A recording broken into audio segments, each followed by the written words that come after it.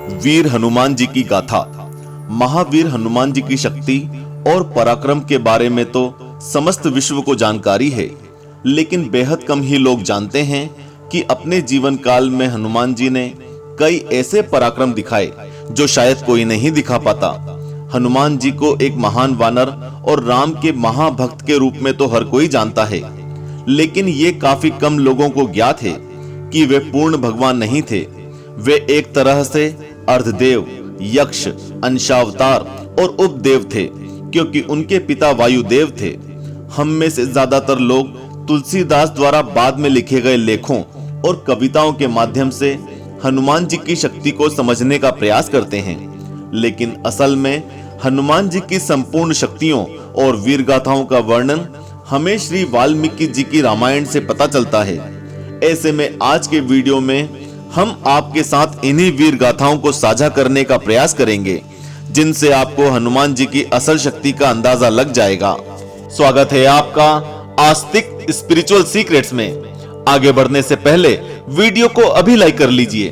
वाल्मीकि जी द्वारा लिखी गई रामायण की नजर से देखें तो हनुमान जी अत्यंत शक्तिशाली और साहसी थे। वे इतने ताकतवर थे कि अपनी मर्जी से आकार बदलने के अलावा वे गरुड़ से भी तेज गति से उड़ सकते थे। उनकी ताकत का अंदाजा हमें उनके द्वारा लड़े गए युद्ध की कथाओं से भी लग जाता है। नंबर 1, पहली कथा हम आपको परशुराम जी और हनुमान जी के बीच हुए भयंकर युद्ध की सुनाते हैं। इस कथा की माने तो जब कृतवीर अर्जुन के पुत्रों ने परशुराम जी के पिता ऋषि जमदग्नि की हत्या कर दी, तो अपने पिता की मृत्यु के दुख और क्रोध से भरकर उन्होंने संपूर्ण सृष्टि से क्षत्रियों के नाश की प्रतिज्ञा ले ली। अपनी प्रतिज्ञा पूरी करने हेतु उन्होंने 21 बार पृथ्वी को क्षत्रिय विहीन कर दिया। एक समय ऐसा भी आया जब क्षत्रिय छिपकर रहने पर मजबूर हो गए। इस समस्या के बारे में जब हनुमान जी को ज्ञात हुआ तो अत्यंत विभोर होकर उन्होंने राजाओं की रक्षा करने की ठान ली। अगली बार जब परशुराम स्वयं क्षत्रियों के नाश के लिए उन पर आक्रमण करने आए तो हनुमान जी ने उनके समक्ष एक पर्वत रख दिया और खुद उस पर्वत पर खड़े हो गए। उन्होंने परशुराम जी को समझाने का प्रयत्न किया कि किसी एक के पाप के लिए समस्त जाति को दंडित करना उचित नहीं है।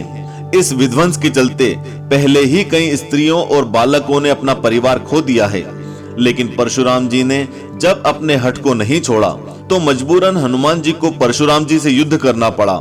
इस महाप्रलयंकारी युद्ध में जब दोनों ताकतवर शक्तियां आपस में टकराईं तो हनुमान जी को आभास हो गया कि परशुराम शिव जी के सबसे बड़े भक्त हैं और उन्हें समझाने का कार्य शिव जी ही कर सकते हैं।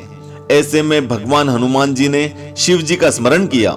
महादेव ने प्रकट होकर हनुमान जी और परशुराम जी को समझाने का प्रयत्न किया कि तुम दोनों ही मुझे अत्यंत प्रिय हो और तुम दोनों का जन्म सृष्टि के कल्याण के लिए हुआ है। ऐसे में तुम दोनों का एक दूसरे से युद्ध करना प्रकृति के लिए प्रलयंकारी है।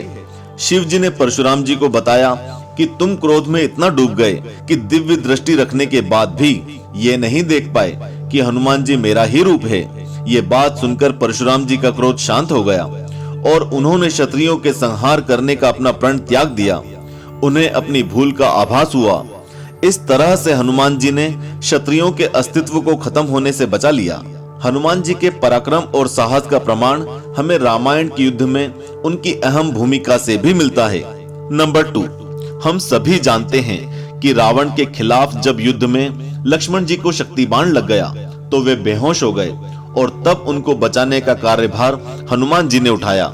जीवन रक्षक के तौर पर वे स्वयं ही औषधि लाने गए, लेकिन जब पर्वत पर उन्हें औषधि को पहचानने में समस्या हुई तो वे जड़ी बूटी का पूरा पर्वत ही अपने साथ उठाकर ले आए।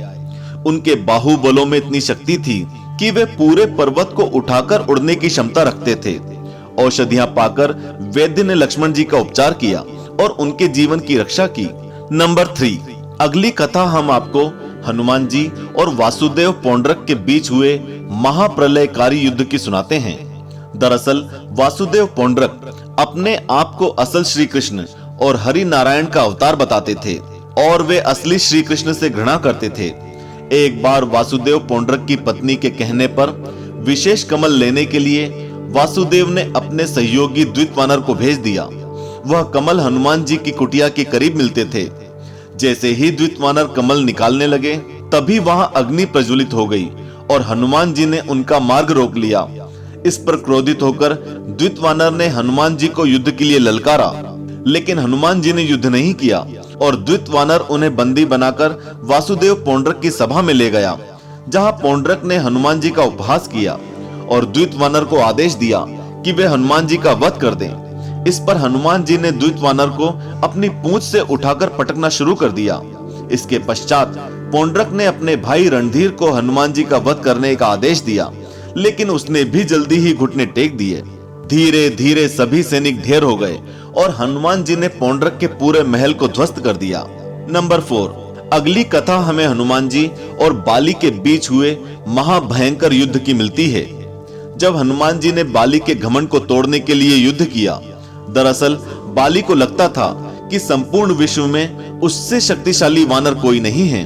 राजा बाली को यह वरदान था कि जो भी योद्धा उसके सामने आएगा, उसकी शक्ति आधी हो जाएगी और ये आधी शक्ति बाली में समा जाएगी।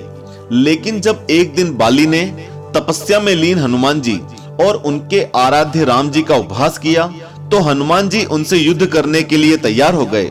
ब्रह्मा ने हनुमान जी को समझाने का प्रयास किया, लेकिन वे नहीं माने।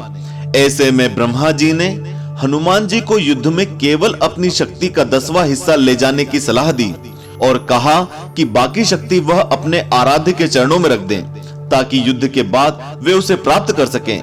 हनुमान जी इस बात को मानकर जैसे ही बाली के समक्ष प्रस्तुत हुए, उनकी शक्ति का आधा हिस्सा बाली के शरीर में आ गया और वह ताकत इतनी थी कि बाली को लगा कि उसकी नसें फट जाएंगी। ऐसे में ब्रह्मा जी प्रकट हुए और उन्होंने बाली को हनुमान जी से दूर भागने को कहा। बाली ने ऐसा ही किया। तब उसे कुछ राहत महसूस हुई। ऐसे में ब्रह्मा जी ने बाली से कहा कि जब तुम्हारा शरीर हनुमान जी की शक्ति का 10वां हिस्सा भी नहीं संभाल पा रहा है, तो जरा सोचो, अगर वह पूरी शक्ति लेकर युद्ध में आता तो क्या होता। ये सुनकर बाली को अपनी गलती का एहसास हो गया और उन्होंने हनुमान जी से क्षमा मांगी। तो ये थी 4 ऐसी कथाएं जो हमें हनुमान जी के पराक्रम और उनके अत्यंत शक्तिशाली रूप से रूबरू कराती हैं। इसके अलावा भी हमें हनुमान जी की महाबली होने की कई कथाएं मिलती हैं, जो हम आपको फिर कभी सुनाएंगे। आज के लिए इस वीडियो में इतना ही। जय श्री राम, जय हनुमान।